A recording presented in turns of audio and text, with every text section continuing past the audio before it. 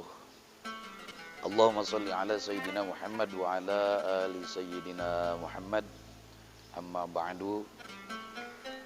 Ikhwani fillah, saudara-saudaraku dimanapun berada, yang senantiasa mengharap ridho dan rahmat dari Allah Subhanahu wa ta'ala. Di kesempatan yang berbahagia ini masih berkutat tentang ilmu, akan tetapi berganti judul. Kalau kemarin judulnya keutamaan ilmu dan belajar ilmu, sekarang judulnya adalah al-ibadatu bi ghairi ilmin, ibadah tanpa ilmu. Apa konsekuensinya ketika seseorang menghambakan diri kepada Allah Subhanahu wa ta'ala, beramal soleh, beribadah kepada Allah, tetapi amal ibadahnya semuanya tanpa didasari dengan ilmu. Kita ambil satu hadis yang diriwayatkan oleh Ibnu Mas'ud. Nabi sallallahu alaihi wasallam bersabda, "Min iktirabis sa'ati ay yusalliya khamsuna nafsan la yuqbalu li ahadihim salatun." Di antara sebagian daripada tanda-tanda sudah dekatnya kiamat, ayyusalliya khamsuna nafsan, ada 50 orang sholat berjamaah, tetapi apa yang terjadi, la yuqbalu li ahadihim sholatun, satu pun dari 50 orang ini tidak ada yang diterima sholatnya. Diakibatkan apa? Di sini ada tafsirnya, wa ma'nahu annahum la ya'tuna bisurutiha wa arkaniha fala tasihu li ahadihim salatun fala tuqbalu minhum. Kenapa satu pun dari 50 orang yang berjamaah ini tidak diterima oleh Allah Subhanahu wa ta'ala ibadahnya, salatnya? Dikarenakan mereka tidak memenuhi daripada syarat-syarat sah salat, wa arkaniha, dan rukun-rukunnya salat. Maka oleh karena itu tidak sah salatnya dan tidak diterima oleh Allah Subhanahu wa ta'ala. Dikarenakan apa? Dikarenakan yang 50 orang berjamaah salat ini satu pun mereka salatnya tanpa ilmu. Jadi ketika kita melaksanakan salat, ya tentunya kita harus tahu ilmu sholat, syarat sahnya, rukunnya, pembatalannya, baru kita bisa melaksanakan sholat. Ini main asal sholat saja, ikut orang lain ngangkat tangan, ya ngangkat tangan, orang lain nyebut Allahu Akbar, ya nyebut Allahu Akbar. Seperti itu sholat. Masya Allah, ikhwani fillah, fenomena seperti inilah yang terjadi di akhir zaman, yang sebagaimana disabdakan oleh Rasulullah sallallahu alaihi wasallam bahwa itu telah dekat, tanda telah dekatnya hari kiamat. Nukila anil Ghazali wa ghairihi, telah ditukil dari Imam Ghazali dan selainnya, ijma'ul muslimin, kesepakatan semua para ulama, ala annahu la yajuju li ahadin al-iqdamu ala fi'lin hatta ya'lama hukmallahi fihi, bahwasannya tidak diperbolehkan kepada siapapun al-iqdamu ala fi'lin, berbuat sesuatu, hatta ya'lama hukmallahi fihi, sehingga dia tahu terlebih dahulu hukum yang ada dalam perbuatan tersebut. Perbuatan ini apakah sunnah? Perbuatan ini apakah wajib? Perbuatan ini apakah mubah? Perbuatan ini apakah makruh? Perbuatan ini apakah haram? Lihat dalam kitab Fathul Alam juz 4 halaman 142. Begitu apa yang ditukil oleh Imam Al-Ghazali.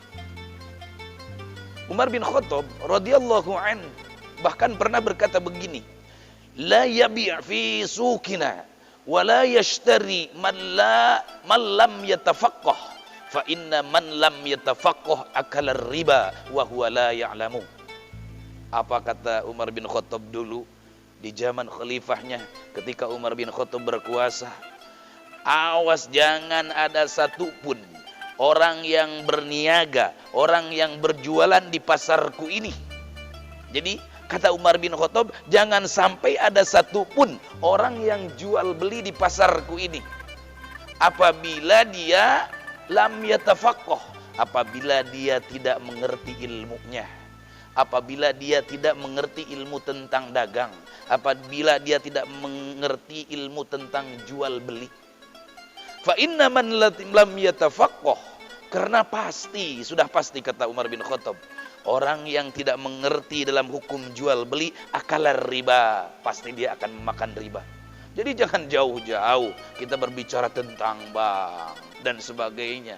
Kita sendiri kalau jual beli kita tanpa didasari ilmu, pasti kita akan memakan riba. Wa huwa la ya'lamu, sedangkan kita tidak tahu. Sebagaimana itu yang dikatakan di dalam kitab Nasaihud Diniyah Al-Imam Abdullah bin Alwi Al-Haddad, bahwa Sayyidina Umar pernah mengatakan itu. Umar bin Abdul Aziz pun pernah mengatakan, man amila ala ghairi ilmin kana ma yufsiduhu aktsara mimma yuslihuhu. Orang beramal tanpa ilmu lebih banyak hancurnya daripada bagusnya.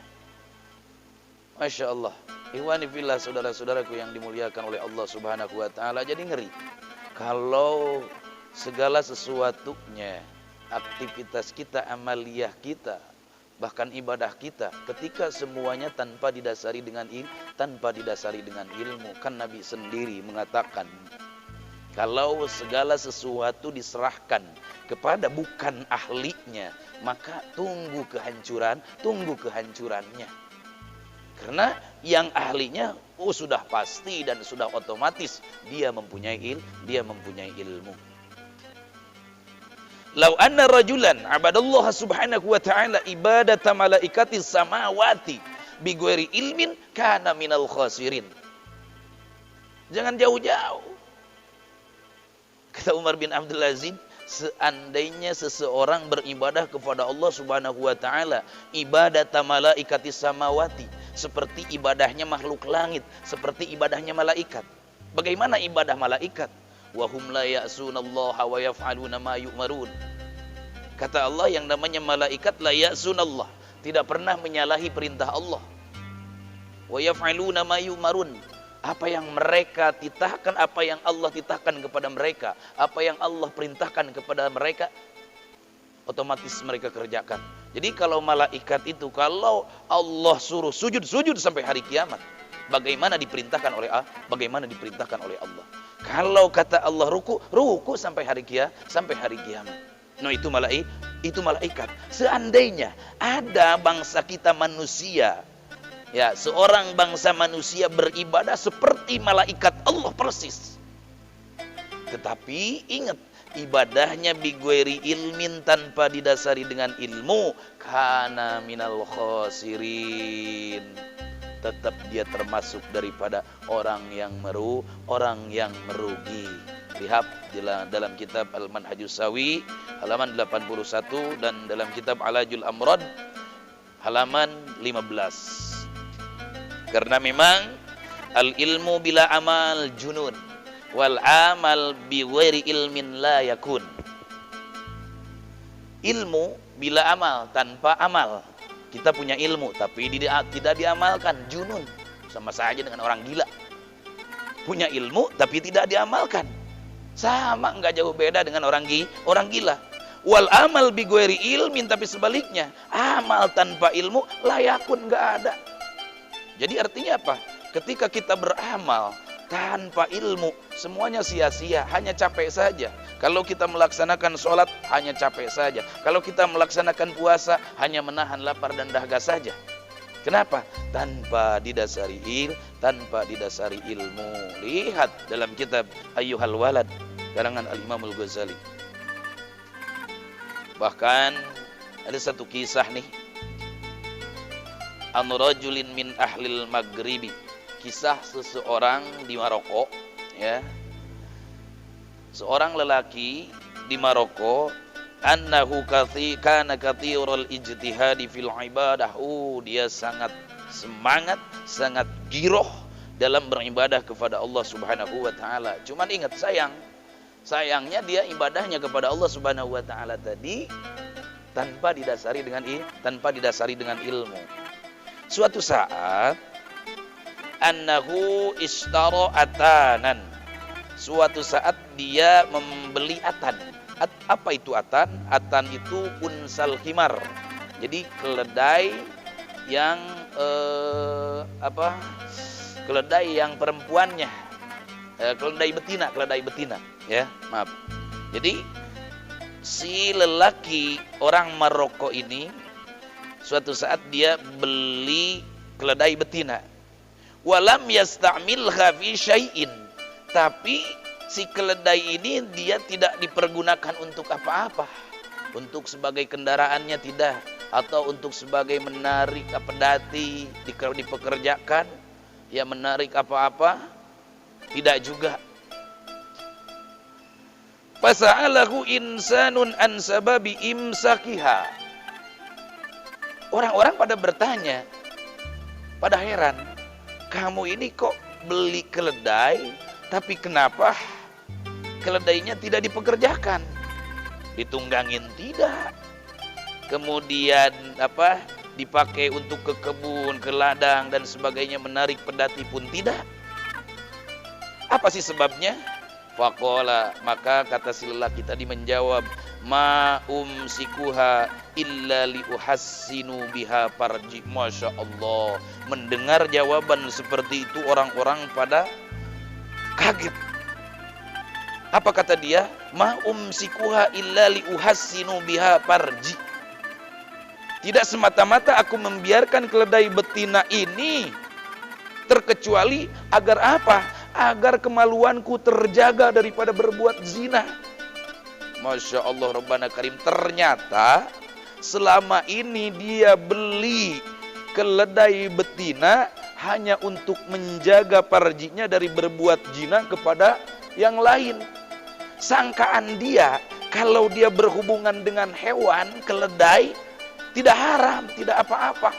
Masya Allah Rabbana Karim. Wa kana la ya'lamu tahrima ityanil bahaim. Dia sendiri tidak tahu bahwa berhubungan dengan dengan hewan tidak haram. Saking bodohnya, saking tidak punya ilmunya, dia semangat beribadah kepada Allah Subhanahu wa taala, tetapi dia tidak punya ilmu. Dia juga takut, karena takut dengan perbuatan zina, maka dia membeli keledai betina agar dia bisa menjaga kemaluannya. Kemaluannya hanya dia pakai dengan keledai betina tersebut. Na'udzubillah summa na'udzubillah, sampai seperti itu. Falamma arrafahu bitahrimihi, maka ketika orang-orang memberikan tahu bahwa berhubungan dengan binatang pun hukumnya haram, baka bukaan syadidan, maka dia menangis sejadi-jadinya. Ikhwani fillah, saudara-saudaraku yang dimuliakan oleh Allah Subhanahu wa taala, dia menyesal, sangat menyesal sekali. Kenapa? Karena dia tidak tahu, karena dia bodoh, tidak punya ilmu bahwa berhubungan dengan binatang pun hukumnya haram. Ada satu kisah lagi. Karena ba'duhum la yamsahu rasahu indal wudu'i muddata sittina sannatan yadunnu anna dzalika sunnatan. Ini pasti akan terjadi. Pasti terjadi. Apabila ya di antara kita ada seorang pun ada seorang saja yang tidak pernah dia pergi ke majelis taklim, tidak pernah dia ikut ngaji. Jadi dalam kitab ini dikatakan, karena ba'duhum, dulu ada sebagian orang la yamsahu ra'sahu indal wudu'i, tidak pernah ketika wudunya dia mengusap rambut. Muddata sittina sanatan, bukan zaman sebentar. Muddata sittina sanatan, selama 60 tahun. Bayangkan, saking bodohnya, saking tidak punya ilmunya. Selama 60 tahun dia wudu, tapi dia tidak mengusap kepala. Ya dunu anna dzalika sunnatan. Dia menyangka bahwa mengusap kepala itu sunnah. Allah, ikhwani fillah, saudara-saudaraku yang dimuliakan oleh Allah Subhanahu wa taala, mungkin enggak terjadi di sekeliling kita. Mungkin saja.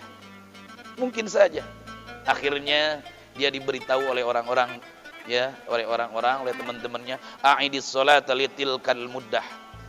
Ulangi salat kamu selama 60 tahun tersebut. Kenapa? Wudunya enggak sah. Kenapa?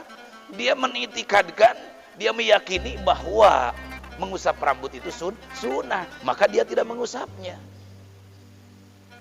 Disinilah pentingnya ilmu. Jadi akan menjadi barometer, menjadi tolak ukur sah atau tidaknya ibadah kita, diterima atau tidaknya ibadah kita, tergantung semuanya dengan ilmu. Al-Habib Abdullah bin Husain bin Tokhir lamma tala'al banadira wal Habib Abdullah bin Umar bin Yahya qala abdalna 300 aqdin wajadnaha fasidatan wa sahhahnaha wala alja'ahum illa al-jahl. Dakhala rajulun al-qaryata wa yadunnu ahluha annahu minal ulama fa'amaruhu ayyugussilal mayyita. Ini yang lebih lucu lagi, ya. Ada satu kisah, ada seorang lelaki, dia masuk satu perkampungan. Tiba-tiba di kampung tersebut terjadi kemusibahan, ada orang yang meninggal. Dan si laki-laki ini gayanya Masya Allah, pakai sorban, pakai udeng-udeng, gaya orang berilmu. Sehingga orang-orang di kampung tersebut menyangka bahwa si lelaki ini seorang ulama. Karena memang casingnya seorang ulama, pakai udeng-udeng, pakai jas, pakai sorban, Masya Allah, pakai rida dan sebagainya. Karena memang di kampung tersebut tidak ada satupun orang yang bisa memandikan jenazah. Akhirnya apa? Penduduk di situ memerintahkan orang si laki-laki tadi yang berpakaian ulama, berkesing ulama, ayyugussilal mayyita, untuk memandikan jenazah. Wa kana la ya'rifu kaifiyata ghuslil mayyit, sedangkan dia sendiri tidak tahu bagaimana tata cara memandikan jenazah. Akhirnya kagok kepalang tanggung. Kalau dia nolak, malu. Masa ya kan seorang ulama nggak bisa memandikan jenazah acan. Akhirnya falamma ghassalahu saqatal mayyitu wa dakhala majral ma'i wan nasu yantadirunahu fil kharij. Nah kebetulan ya kan, ya sudah diterimalah, akhirnya dia ditugaskan untuk memandikan jenazah seperti biasa di luar rumah, ya, di teras. Udah ditutup, ya kan, dikelilingi dengan kain, ditutup dengan kain semuanya. Dan kebetulan Masya Allah depan rumah itu ada got, ada kalenan, tapi got yang besar dan airnya mengalirnya agak deras gitu. Falamma ghassalahu, saking bingungnya harus bagaimana dia cara memandikan jenazah tersebut dan tahu bagaimana juga dia memandikannya, saqatul mayyitu, sampai si jenazah tersebut jatuh ke kalenan. Wa dakhala majral ma'i, dan si mayat itu terbawa oleh arus air. Wan nasu yantadirunahu fil khariji, sedangkan orang-orang pada menunggu di luar. Ini Masya Allah, ulama ini begitu lama sekali ya memandikannya, seperti apa? Akhirnya sudah kebingungan bagaimana caranya, tidak tahulah, malu-malu bagaimana, terserahlah. Walamma fatahu al-baba, ada salah seorang, ini kok lama banget, coba saya periksa dulu. Akhirnya diperiksalah oleh salah seorang. Qala lahum khaifan, akhirnya si ulama ini, si laki-laki yang berkesing ulama tadi, dia berkata kepada orang yang masuk tadi sambil ketakutan, mayyitukum hada waliyun minal awliyai akhadahullahul malaikatu ilas samai. Masya Allah, Rabbana Karim. Wahai saudaraku, jenazah kalian ini ternyata adalah salah seorang wali daripada wali-walinya Allah Subhanahu wa ta'ala. Akhadahul malaikatu ilas samai, dan jenazahnya dibawa oleh malaikat ke langit. Masya Allah, orang-orang di situ semuanya pada kaget. Ternyata si jenazahnya tidak ada. Tidak ada di situ. Kenapa? Karena memang jatuh ke kalenan tadi, terbawa oleh arus air. Sedangkan dia si laki-laki yang berkesing ulama itu saking pinternya nih, dia kepalang tanggung, dia berbohong dah. Jenazah kalian, mayit kalian ini ternyata seorang aulia Allah. Dia tadi diambil jenazahnya oleh malaikat ke langit. Ikhwani fillah, saudara-saudaraku yang dimuliakan oleh Allah Subhanahu, sangat lucu sekali. Jadi jangan sampai kita hidup di dunia ini yang selama ini kita beraktivitas, yang selama ini kita beramal, beribadah, menyembah Allah Subhanahu wa ta'ala, kemudian tanpa didasari dengan ilmu, akan sangat sayang, sungguh sayang kalau semuanya itu terjadi. Maka apa artinya di sini? Artinya dimanapun kita berada, kemanapun kita pergi, maka di situ kita tetap diwajibkan untuk tolabul ilm, kita tetap diwajibkan untuk tolabul ilmi, untuk menuntut ilmu. Saudara-saudaraku yang dimuliakan oleh Allah Subhanahu wa ta'ala, demikianlah, mudah-mudahan ada manfaatnya. Mungkin kita akan kembali di hari besok dan kita akan berganti judul kembali. Jadi itulah tadi konsekuensinya, bagaimana ibadah kita kalau tanpa didasari dengan ilmu. Ya, sekali lagi, pertama, ibadah kita tidak diterima oleh Allah Subhanahu wa ta'ala. Kemudian yang kedua, orang yang berbuat sesuatu tanpa ilmu, maka lebih banyak rusaknya, lebih banyak hancurnya ketimbang baiknya. Mudah-mudahan kita semua bisa memahami itu. Walaupun minkum, billahi taufiq wal hidayah. Allahumma sholli ala sayyidina Muhammad wa ala ali sayyidina Muhammad. Assalamualaikum warahmatullahi wabarakatuh.